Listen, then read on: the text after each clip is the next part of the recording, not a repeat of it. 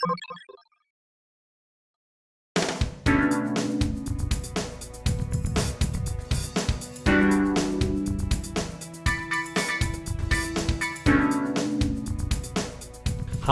my name is Alex Williams, founder of The New Stack, and you're listening to the New Stack Analyst Podcast, a show about application, development, and management at scale. Thanks for joining us.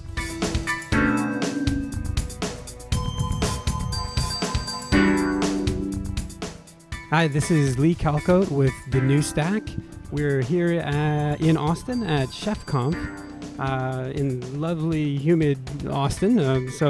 I'm joined by three guests today. I'm going to let those guests introduce themselves.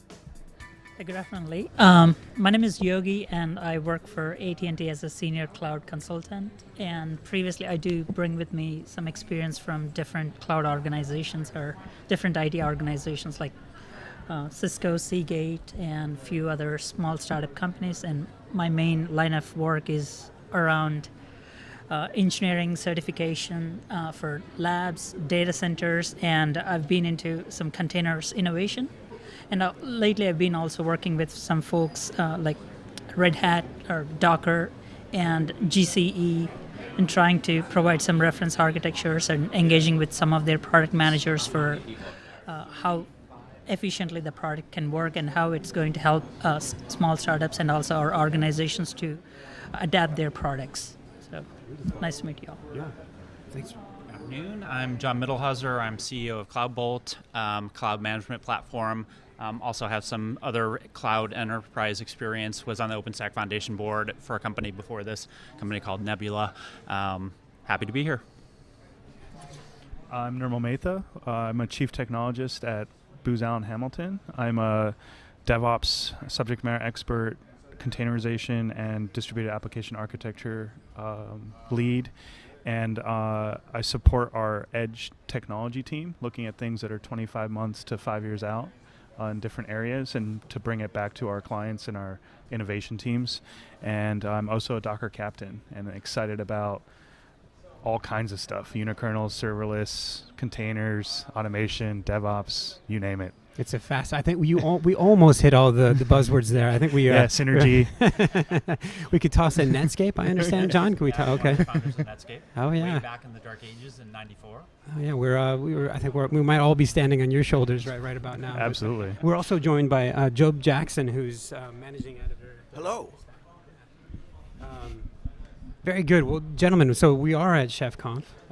There are cookbooks and recipes and data bags and now Automate and workflow and delivery and habitats. So to add some more buzzwords, Nirmal, I've got to do my part. Tech loves code names and buzzwords. So. As long as they're Googleable. Yes. One of the things I wanted to talk to you guys about today, really I think there's a common thread here that you guys have in your backgrounds. I want to see if I can't tease that out here. But John, you sort of hit it on the head, and it's the topic du jour, I think, for me, and it's cloud management platforms.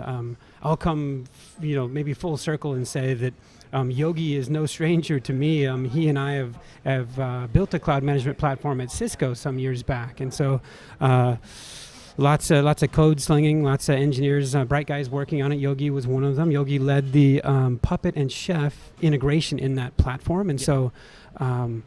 Let's talk about, actually, if we could, about CloudBolt. I just, give our users the spiel. Elevator pitch. Cloud management platforms, like many of those terms we just talked about, is overloaded, right? So different people mean different things. In the case of CloudBolt, it's basically an abstraction layer above all your public and private clouds. So we sell to large enterprise IT shops. It's an on-premise solution, virtual appliance, but it basically gives that admin a single pane of glass command and control across, starting with VMware, vCenter, OpenStack, and then public clouds, AWS, obviously Azure, Google Compute, SoftLayer, all the, Oracle Cloud, you name it. Gives them the ability to manage across those capabilities, get command and control, chargeback reporting, showback, et cetera. But really, at the end of the day, what we see is it's all about end user self-service provisioning. So it's heading off that shadow IT and getting out of the world where, end users are frustrated by, kind of the way it was years ago, or often is in these enterprises we talk to, is like, oh, I need a new server, I need a new application. Put in a help desk request, wait 2 weeks for some IT guy to provision it, somebody else to set up the network, somebody else to set up the disk.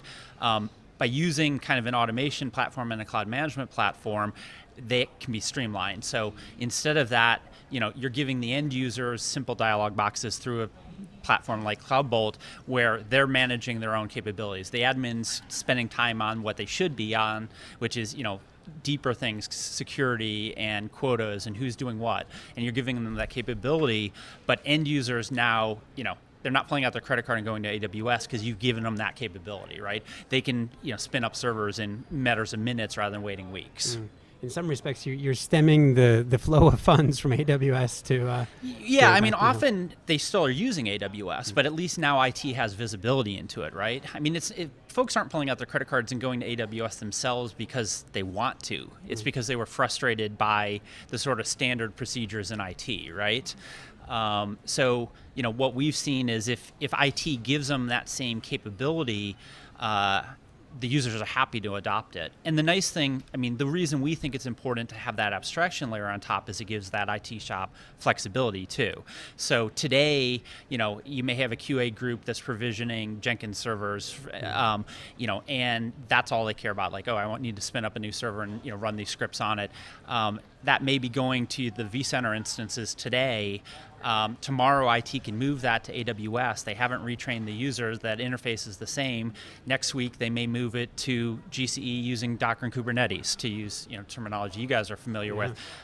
You've abstracted that complexity away. You've only exposed to the end users what they need to know, which obviously gives that flexibility and makes everybody happier at the end of the day. Yeah. You mentioned frustrated users somewhere in there, and I just immediately alarms go off, Yogi. Nirmal. I was in a conversation 2 years ago with a large financial institution, and they had gotten a new chief technology officer, and he found out that the business owners, they were responsible for getting new software, new products out, and they spent all this effort headhunting like Google engineers and really top-notch engineers, paying a lot of money to get them to join the company. And the first day they arrived to the office, they couldn't get to github.com, they couldn't get to aws.com, they couldn't download gems, and and then they quit. Like, they literally would quit like that week. And so the conversation was that the security team would just lock everything down, but then what ends up happening was the reason that there was a new CTO was that the business groups would just go around the internal IT team, use their own credit cards essentially, and buy Amazon resources, get GitHub accounts, do whatever, and then you have a worse problem, which is that a colleague of mine at that meeting coined a new term. He said that shadow IT doesn't actually cast a shadow. And that's the problem. That internal IT team came to us and said, we have now we're in a worse position because we know people are doing that, but we have no visibility into it. And so you put a dam up and the water's going to go around, right? And that your talk about CloudBolt and what it's trying to achieve is exactly the same types of conversation I've had in the past. And it's been really interesting finally seeing that kind of coming to fruition. As people are going through their journey in adopting these new technologies. Yeah, and where we've actually seen the most traction in terms of product sales is in retail. And for a little while, we were wondering why retail over other verticals. And then what I realized was the retail folks had all hired DevOps experts to set up the .coms, right? So we have a major retailer that basically, the story when we came in was that the .com organization had basically bypassed completely IT. So they had tens of millions of dollars of VMware infrastructure. Wow. These guys came in and weren't using it for their own use. They had all the reasons you talked about. So these two groups hated each other. And by putting, again, sort of in this case, CloudBolt on top of it and giving that sort of self-service capability on top of the VMware, they were able to utilize that resources, and both groups fell in love and kumbaya, and we're all singing and happy. But it was interesting, kind of where you mentioned, where folks were forced into sort of more progressive IT DevOps situations by, in this case, because I needed to create a .com infrastructure, that those organizations are moving faster than some of the oil and gas or manufacturing or others. In the retail industry, of course, right? yeah, yeah. Well, what's interesting is, Yogi, you're in something of, I think, a unique position to have been on both sides of this coin, both a frustrated user and also someone who's helped build out automation to unfrustrate users. Tell me about that. Absolutely. Things differ significantly in a technology company or a company that's using technology as one of their facilitator. Like I do say that, as John previously mentioned, like there are a few companies where they struggle through the infrastructure setup or hire people to go and do that, but their productivity is actually severely restricted or limited by having to access a server or having this. So a product like CloudBolt, which I have actually to an extent architected, and you helped build this product called CIAC, where we deal with entire all these stack levels, like from the infrastructure provisioning to all the way to service level provisioning. So you have all these entire stack provisioning going on, and now there is another challenge for even for the technology guys, because all of a sudden you have a fascination towards the modern technology that's moving really fast, like containers. And now you throw in the terms like software-defined networking, where I don't have to purchase hardware that was $3 million a year ago, and now I could do that using a $100,000 inexpensive hardware and have it route my calls or use it as a virtual switch. Now even the technology companies are facing the same challenge. Now with something like, it will be very interesting to see how the habitat and even the workflow and automate would actually come in, because to an extent Docker actually formed some sort of immutable architecture or immutable reference architecture, but it will be very interesting to see how, because I do see some kind of similar lines with where what Habitat is trying to achieve and what Automate is trying to do. So we'll have to see how things pan out in the next few days. But yeah, to your point, we see these challenges, and for us, like where we are at AT&T and we actually deal with 10,000s of servers every day, and like killing some instances, like instantiating them and killing them down in a matter of 2 or 3 days. Right.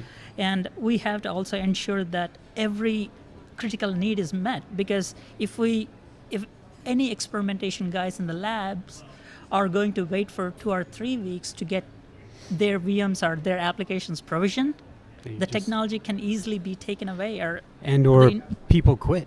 Yeah, right? people I think quit. Is that what you were? Exactly. Yeah. One thing I was just going to mention in the optimism sense is all of the modern software packages have good APIs, which, in our case, what we find ourselves being is the glue that's tying a lot of these things together. So, typically we're obviously here at ChefConf, we're dealing with enterprises that have VMware, AWS, Azure, et cetera, as a cloud. They tend to have automation orchestration technology, Chef, Puppet, et cetera. And then underneath, they have things like IPAM systems like Infoblox or ServiceNow or any of those. And, by being kind of that central place, you can tie these together. So, I want to provision, a MySQL database. Okay, that's all I need to know as an end user is I need a MySQL database. Well, underneath it may be, calling out to vCenter and then calling out to Chef for the recipe, talking to IPAM to get the correct IP address, and then letting ServiceNow that this new server exists. Tying all that stuff together is now trivial, where, granted, I'm dating myself, 10, 15 years ago, like these systems just didn't talk to each other, right? Mm-hmm. So that's part of the reason this culture grew up, where there was a networking group in IT and a disk storage group and a provisioning group, was because they were all manual things through manual GUIs. Now it's easy to automate all these technologies and tie them together, which is very powerful to remove those barriers for those end users. That's an interesting thing to kind of tease out there, that a lot of times you'll hear people talking about like Conway's Law, and sort of the notion that your organizations and how they're defined and who's in what teams begin to really reflect how your software is built and run. But I think to kind of the point that you were making, I think the inverse is probably true as well, to the extent that software didn't have well-defined APIs and couldn't really talk to each other. That probably drove a lot of silos onto its own. So that's kind of an interesting, I hadn't thought about it in that respect. But yeah. I don't think we even look at stuff that doesn't have a solid API anymore. I mean, it's that's like a minimum requirement these days. It's table stakes. I mean, the big place we don't see strong APIs is the security tooling, and that has to change. I think it will change this year, but the startups and the new companies that are doing security tooling with strong APIs will win, because it has to flow into these workflows, right, and these automations.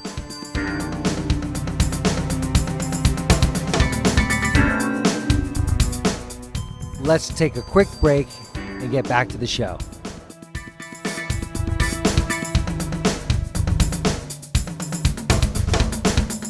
You're listening to the New Stack Analyst podcast, a show about application, development, and management at scale. Thanks for joining us.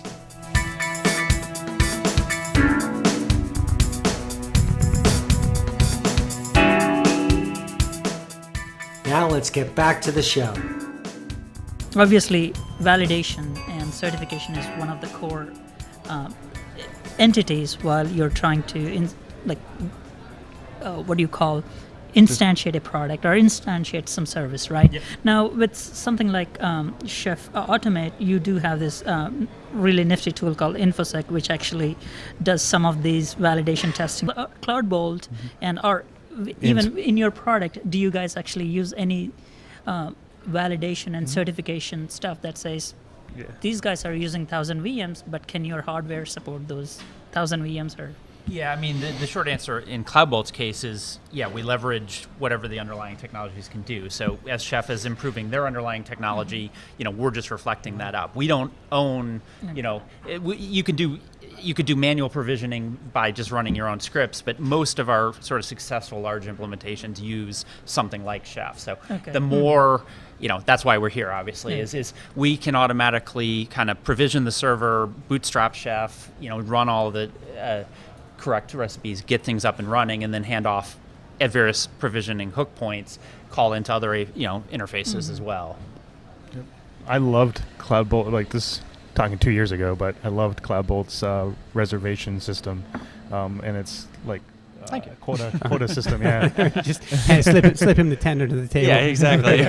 But no, reservation systems, actually, that's I know that's something that Yogi and I struggled with at Cisco as we were building out Cisco Intelligent Automation for Cloud, this horrifically long product name, but it was a cloud management platform. And part of one of the key concepts that we were just missing in that platform was the notion of resource reservations. Yep. And particularly around something like Infoblog. You're talking about IPAM integration and kind of the notion as you provision a VM and or maybe container these days that they each need connectivity to a network that you were, SDN that you were talking about.